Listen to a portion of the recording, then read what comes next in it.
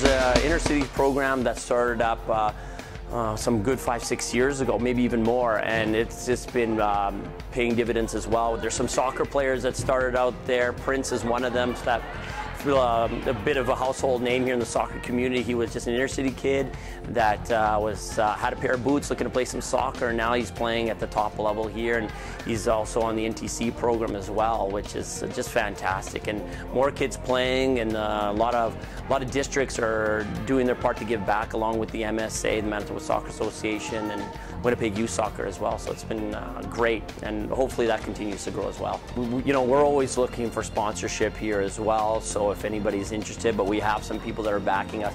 Boston Pizza is supporting the WSA program, which is the Winnipeg's top level team, has supported us just the same, so they've done really well. In our Christmas tournament, we had Domino support us there. So there's an abundance of people that wanting to support, and actually throughout tournaments and programs that we run, people will come up to us and say, how can we contribute? So again, as a community, we're all hands-on here, and people from like myself who are running leagues like this, we're just so grateful for what they do, and it allows even more opportunities for more players to play.